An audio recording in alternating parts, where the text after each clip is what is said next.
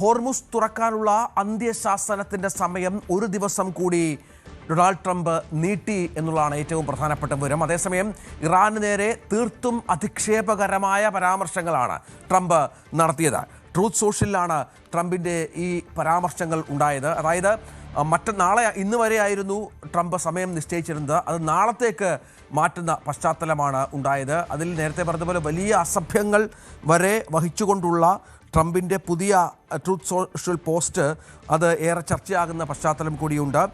ഒരു ലോക നേതാവിന് പറ്റുന്ന തരത്തിലുള്ള സംസാരമല്ല ട്രംപിൻ്റെ ആ പോസ്റ്റിലുള്ളത് എന്നാണ് വ്യാപകമായ വിമർശനം. ഇത്തരം പരാമർശങ്ങൾ അത് യുദ്ധക്കുറ്റമാണ് എന്നാണ് ഇപ്പോൾ ഇറാൻ ഇതുമായി ബന്ധപ്പെട്ട് പറഞ്ഞിരിക്കുന്നത്. നാളെ ഇത്തരത്തിലുള്ള നീക്കം ഇറാൻ്റെ ഭാഗത്തുനിന്ന് ഉണ്ടായില്ലെങ്കിൽ ഇറാൻ്റെ കേന്ദ്രങ്ങളെല്ലാം പ്രധാനപ്പെട്ട കേന്ദ്രങ്ങളെല്ലാം തുടർച്ചയായി ബോംബിട്ട് തകർക്കും എന്നാണ് ഇപ്പോൾ പറയുന്നത്. Tuesday will be power plant day and bridge day. അതായത് ഇറാൻ്റെ പവർ പ്ലാന്റുകളും പാളങ്ങളും പൂർണ്ണമായും തകർക്കുമെന്നാണ് പറയുന്നത്. All wrapped up in one in Iran, there will be nothing like it. പിന്നെ തെറിയാണ്. അതിനുശേഷം വീണ്ടും യു ക്രേസി ബാസ്റ്റേർഡ്സ് ഇതൊക്കെയാണ് വിളിക്കുന്നത്. You will be living in hell എന്നാണ് ട്രംപിൻ്റെ ഈ ട്രൂത്ത് സോഷ്യൽ പോസ്റ്റിലുള്ളത്. Just watch, praise to be Allah എന്നാണ് പറഞ്ഞിരിക്കുന്നത്. ഇത്തരത്തിൽ ട്രംപ് ആ കലിപ്പിലാണ്, മുട്ടൻ പ്രശ്നങ്ങളിലാണ് എന്ന് വേണം മനസ്സിലാക്കാൻ. വി വിനോദ് ഏറ്റവും പുതിയ വിവരങ്ങൾ കൂടി പങ്കുവെക്കും. വിനോദ്, ട്രംപിൻ്റെ നിരാശയാണ് ഇത്തരം പരാമർശങ്ങൾക്ക് പിന്നിലെന്നാണ് ഇറാൻ ഇതിന് മറുപടിയായി പറയുന്നത്. എന്തൊക്കെയായാലും ഇപ്പോൾ ഇത്ര കടുപ്പിച്ച് ട്രംപ് പറയുന്നതും ഇതാദ്യമായാണ്. കാരണം ഇന്നിപ്പോൾ തുറക്കാൻ പറഞ്ഞു, പക്ഷേ ഇറാൻ ഒരു തരത്തിലും ഇതുമായി ബന്ധപ്പെട്ട് കാര്യങ്ങൾ ചെയ്യുന്നില്ല. തിരിച്ചടികൾ നൽകിയാണ് തുടർച്ചയായി ഇറാൻ. നാളെ കൂടി സംഭവിച്ചില്ലെങ്കിൽ എന്തായിരിക്കും എന്നത് പറയാൻ സാധിക്കില്ല. പക്ഷേ നമുക്കറിയാം, ട്രംപ് വെല്ലുവിളികൾ ഇങ്ങനെ തുടരും, കാര്യങ്ങൾ നടക്കുകയുമില്ല. സമാനമായി തന്നെ ഇന്നും പ്രതീക്ഷിക്കണം.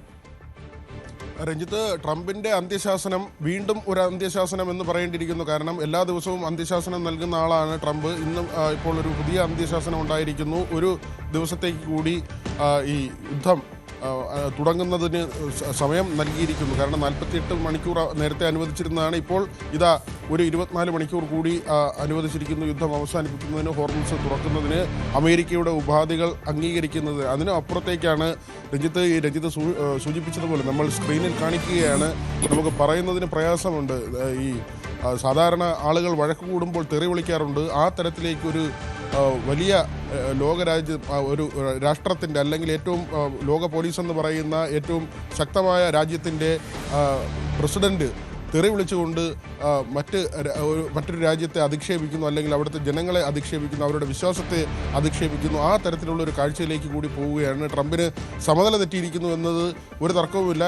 കഴിഞ്ഞ കുറേ കാലത്തെ അദ്ദേഹത്തിൻ്റെ പെരുമാറ്റം കണ്ടാൽ കൃത്യമായി മനസ്സിലാവുന്നതാണ്. പക്ഷേ ഇപ്പോൾ അതിന് ഒരു സ്ഥിരീകരണമായിരിക്കുന്നു. ഏതായിരുന്നാലും അദ്ദേഹത്തിൻ്റെ ഓഫീസാണ് ഇത് ചെയ്യുന്നതെങ്കിൽ കൂടി അദ്ദേഹത്തിൻ്റെ അനുവാദമില്ലാതെയോ അദ്ദേഹത്തിൻ്റെ അറിവില്ലാതെയോ ഇത്തരം കാര്യങ്ങൾ വരില്ല എന്നത് ഉറപ്പാണ്. ഈ ഫ്രഞ്ച് പ്രസിഡന്റിനെ വ്യക്തിപരമായി വല്ലാതെ അധിക്ഷേപിച്ച ഒരു കാര്യമുണ്ടായിരുന്നു. ദിവസങ്ങൾക്ക് മുൻപാണ് അത്തരമൊരു അധിക്ഷേപമുണ്ടായിരുന്നത്. അതിന് പിന്നാലെയാണ് ഇപ്പോൾ ഇറാനെ അധിക്ഷേപിച്ചുകൊണ്ടുള്ള എഫ്-വേഡൊക്കെ ഉപയോഗിച്ചുള്ള ട്രംപിൻ്റെ പരാമർശങ്ങൾ ഒരു ലോക നേതാവിന് പറ്റിയ കാര്യമാണോ എന്ന ഒരു സംശയം തന്നെയാണ്. അതിപ്പോൾ രഞ്ജിത്ത് സൂചിപ്പിച്ചതുപോലെ ഇത് ഒക്കെ തന്നെയാണോ ഒരു അമേരിക്ക പോലൊരു രാജ്യത്തിൻ്റെ പ്രസിഡന്റിൻ്റെ ഭാഗത്ത് നിന്ന് ഉണ്ടാകേണ്ടതെന്ന ചോദ്യമാണ് അവശേഷിക്കുന്നത്. ഏതായിരുന്നാലും ഈ ഓസ്ട്രേലിയൻ ടീമൊക്കെ സ്ലഡ്ജിങ് നടത്തി ആളുകളെ മനോവീര്യം തകർക്കുന്ന, അല്ലെങ്കിൽ ക്രിക്കറ്റ് ഗ്രൗണ്ടിലൊക്കെ നമ്മൾ കണ്ടിട്ടുള്ളതാണ് ഈ മോശം വാക്കുകളൊക്കെ പറയുന്നത്. അങ്ങനെയൊക്കെ ഇറക്കി പോണ്ടിങ്ങൊക്കെ പറയുന്നതായി നേരത്തെ വാർത്തകൾ വരികയും അത്തരത്തിൽ നടപടിയൊക്കെ ക്രിക്കറ്റ് താരങ്ങൾ നേരിട്ടിട്ടുമുണ്ട്. ഏതായിരുന്നാലും തെറി വിളിച്ചുകൊണ്ട്, ചീത്ത പറഞ്ഞുകൊണ്ട് ഒരു രാജ്യത്തെ മാനസികമായി തകർക്കുക, അല്ലെങ്കിൽ അവരെ അധിക്ഷേപിക്കുന്ന തരത്തിലേക്ക് ട്രംപിൻ്റെ സമീപനം പോകുന്നു. അദ്ദേഹത്തിൻ്റെ നിലവാരം ഭൂമിക്കടിയിലേക്ക് പോവുകയാണ് എന്നുകൂടി പറഞ്ഞു വെക്കേണ്ടതുണ്ട്. ഏതായിരുന്നാലും ട്രംപ് ഒരു ദിവസം കൂടി അന്ത്യശാസനം നൽകിയിരിക്കുന്നു. പക്ഷേ ഇങ്ങനെ ഒരു ഭ്രാന്തൻ നയവുമായി പോകുമ്പോൾ ഉണ്ടാകുന്ന അപകടം കൂടി നമ്മൾ പറഞ്ഞു പോകേണ്ടതുണ്ട്. കാരണം കഴിഞ്ഞ ദിവസം തന്നെയാണ് ഇറാനിൽ ഇങ്ങനെ ആണവ കേന്ദ്രത്തിൽ ആക്രമണമുണ്ടായത്. ആ വികിരണം അത് ഇറാനെ മാത്രമായിരിക്കില്ല ബാധിക്കുന്നത്, മറ്റ് ഗൾഫ് രാജ്യങ്ങളെ കൂടി ബാധിക്കുന്ന തരത്തിലേക്ക് അതിൻ്റെ അപകടം നീങ്ങും. ഇറാനെ ബാധിച്ചാലും തീർച്ചയായും അപകടം തന്നെയാണ്. അവിടെ കുഞ്ഞുങ്ങളടക്കം ഈ യുദ്ധത്തിൻ്റെ ഭാഗമായി നിരവധി പേരാണ് കൊല ചെയ്യപ്പെട്ടത്. എന്തിനു വേണ്ടി എന്നതിൽ ഇതുവരെ ഈ യുദ്ധം എന്തിനു വേണ്ടിയുള്ള കാര്യമാണ് എന്നതിൽ ഇതുവരെ ലോകരാജ്യങ്ങളെ ബോധ്യപ്പെടുത്താൻ ട്രംപിന് കഴിഞ്ഞിട്ടില്ല. മാത്രമല്ല നാറ്റോ സഖ്യം, അത് അമേരിക്കയുമായി ചേർന്ന് നിൽക്കുന്ന യൂറോപ്പിലെ മിക്കവാറും രാജ്യങ്ങളെല്ലാം തന്നെ ചേർന്നിട്ടുള്ള ഒരു സംവിധാനമാണ്. നാറ്റോയ്ക്ക് ഇനി പണം നൽകില്ലെന്ന് ട്രംപ് പറഞ്ഞിരിക്കുന്നു. കാരണം ഈ യുദ്ധവുമായി ചേർന്ന് ട്രംപിനോടൊപ്പം സഹകരിക്കാത്തതുകൊണ്ടാണ്. 32 രാജ്യങ്ങളാണുള്ളത്. അതിൽ ഒരു രാജ്യം പോലും UK ഒരു ഘട്ടത്തിൽ വന്നുപോയതല്ലാതെ മറ്റ് രാജ്യങ്ങളൊന്നും തന്നെ ട്രംപുമായി സഹകരിക്കുന്നില്ല, ഈ യുദ്ധവുമായി സഹകരിക്കുന്നില്ല. അവരെല്ലാം തന്നെ ഇതിൻ്റെ കെടുതി മനസ്സിലാക്കുന്നുണ്ട്. മാത്രമല്ല ഫ്രാൻസിലും ജർമ്മനിയിലും ഉൾപ്പെടെ ഇറ്റലിയിലും ഉൾപ്പെടെയുള്ള രാജ്യങ്ങളിൽ ഇന്ധനവില ഇതിനകം തന്നെ വർദ്ധിപ്പിക്കേണ്ടി വന്നിട്ടുണ്ട്. ഇതെല്ലാം തന്നെ ജനജീവിതത്തെ ബാധിക്കുകയാണ്. അമേരിക്കയിലും കാര്യങ്ങൾ വ്യത്യസ്തമല്ല. അവിടുത്തെ ജനതയിൽ വലിയൊരു വിഭാഗവും ഈ യുദ്ധത്തിന് എതിരാണ്. പക്ഷേ ഭ്രാന്തൻ നീക്കങ്ങളുമായി ട്രംപ് മുന്നോട്ട് പോകുന്നു. ഒരു തരത്തിലും വിശ്വസിക്കാൻ കഴിയുന്ന തരത്തിലല്ല ട്രംപിന്റെ പക്ഷേ ഇറാനെതിരെ ഒന്നും മൈൻഡ് ചെയ്തില്ലല്ലോ വിനോദ്. അത് വളരെ പ്രധാനമാണ്. ഇറാന്റെ ഇന്നത്തെയും പ്രതികരണം ഇത് യുദ്ധക്കുറ്റമാണ്, ലോകരാജ്യങ്ങൾ ഇടപെടണം, നഷ്ടപരിഹാരമടക്കം തരണം, തങ്ങൾ ട്രംപിൻ്റെ യാതൊരു തരത്തിലുള്ള ഭീഷണികൾക്ക് വഴങ്ങില്ല, ഇതുവരെ ഇസ്രായേലും അമേരിക്കയും ഉള്ളതുപോലെ ആയിരിക്കില്ല ഇത്തരം ഭീഷണികളുമായി, അല്ലെങ്കിൽ ഇത് പ്രാക്ടിക്കലായി നടപ്പിലാക്കാൻ പോയാൽ ഇനി ഉണ്ടാവുക എന്നുള്ള കടുത്ത മറുപടിയാണ് ഇറാന്റെ ഭാഗത്ത് നിന്ന്. അതായത് ഇതുവരെ കാണാത്ത വിധമുള്ള ആക്രമണം തിരിച്ചുമുണ്ടാകും എന്നുള്ള ഭീഷണി ഇറാന്റെ ഭാഗത്തുണ്ടാകുന്നു. പ്രത്യേകിച്ചും അമേരിക്കയുടെ പ്രധാനപ്പെട്ട കേന്ദ്രങ്ങൾ, മധ്യേഷ്യയിലെയും മറ്റ് പ്രധാനപ്പെട്ട കേന്ദ്രങ്ങളൊക്കെ ആക്രമിക്കുമെന്നാണ് ഇപ്പോൾ ഇറാൻ മുന്നറിയിപ്പ് നൽകുന്നത്. അത് നേരത്തെ സംഭവിച്ചിട്ടുമുണ്ട്.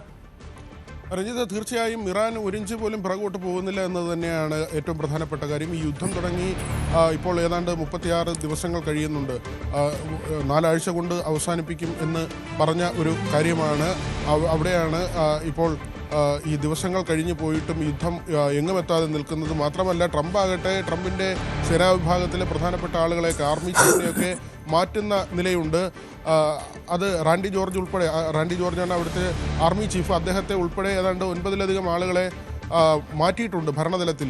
അങ്ങനെ യുദ്ധം നടക്കുന്ന സമയത്ത് തന്നെ പ്രധാനപ്പെട്ട ആളുകളെ മാറ്റുക എന്നത് ഏറ്റവും അപൂർവമായ കാര്യമാണ്. അമേരിക്കയുടെ ചരിത്രത്തിൽ ഉണ്ടായിട്ടില്ലാത്ത കാര്യമാണ്. പക്ഷേ ഇറാൻ ഈ നിലപാടിൽ ഒരു ഇഞ്ച് പോലും മാറാതെ നിൽക്കുന്നു. മാത്രമല്ല ഈ അമേരിക്കയിലെ തന്നെ ഉന്നത വിഭാഗത്തിലുള്ള അല്ലെങ്കിൽ ആ ഉദ്യോഗസ്ഥലത്തിലുള്ള പലർക്കും ഈ യുദ്ധത്തോട് വലിയ താല്പര്യമില്ല. അങ്ങനെ യുദ്ധം നീട്ടിക്കൊണ്ടു പോകുന്നു എന്ന ഒരു ആരോപണമാണ് ട്രംപ് മുന്നോട്ട് വയ്ക്കുന്നത്. ഏതായിരുന്നാലും കാര്യങ്ങൾ ശുഭകരമായല്ല മുന്നോട്ട് പോകുന്നത്. നമുക്ക് ഈ ട്രംപിൻ്റെ പോസ്റ്റൊക്കെ കാണുമ്പോൾ അദ്ദേഹത്തിന് മനോനില തെറ്റി അല്ലെങ്കിൽ നിലവാര തകർച്ച ഉണ്ടായി എന്നൊക്കെ പറയാമെങ്കിലും ഒരുപക്ഷെ കടുത്ത നടപടികളിലേക്ക് അമേരിക്ക പോയാൽ ഈ പ്രസിഡന്റിൻ്റെയൊക്കെ ഇനിയുള്ള നിർദ്ദേശങ്ങൾ എന്തായിരിക്കും എന്നതിനെക്കുറിച്ച് വലിയ ആശങ്ക നിലനിൽക്കുന്നുണ്ട്. ഒരുപക്ഷെ കടുത്ത ആക്രമണത്തിൽ ഈ പോസ്റ്റിൽ തന്നെ പറയുന്നത് പാലങ്ങളും അതോടൊപ്പം തന്നെ മറ്റ് കെട്ടിടങ്ങളും പ്ലാന്റുകളും ഉൾപ്പെടെയുള്ള കാര്യങ്ങൾ തകർക്കും എന്ന് തന്നെയാണ്, നരകത്തിലേക്ക് തള്ളുമെന്നാണ് പറയുന്നത്. ഒരുപക്ഷെ അങ്ങനെ കടുത്ത യുദ്ധത്തിലേക്ക് പോയി കഴിഞ്ഞാൽ ലോകത്തെ കാത്തിരിക്കുന്നത് വലിയ കെടുതിയായിരിക്കുമെന്ന കാര്യത്തിൽ ഒരു തർക്കവുമില്ല. ഇപ്പോൾ ലോകത്തിന് ആവശ്യമായ ഇന്ധനത്തിൻ്റെ ഏതാണ്ട് 1/5 ഭാഗം കടന്നു പോകുന്നത് ഹോർമൂസ് വഴിയാണ്. തീർച്ചയായും അതാണ് സാഹചര്യം. ഏതായാലും ക്രൂഡ് ഓയിൽ വിലയടക്കം വലിയ തോതിൽ വർദ്ധിക്കുന്ന പശ്ചാത്തലം. $110.40 ക്രൂഡ് ഓയിൽ വില വർദ്ധിക്കുന്നു. ഇതിനിടയിൽ ഹോർമൂസിലടക്കം വലിയ ഇടപെടലുകൾ ഇറാന്റെ ഭാഗത്തുണ്ടാകുന്നു എന്ന വിവരങ്ങൾ കൂടി പുറത്തു വരുന്നുണ്ട്.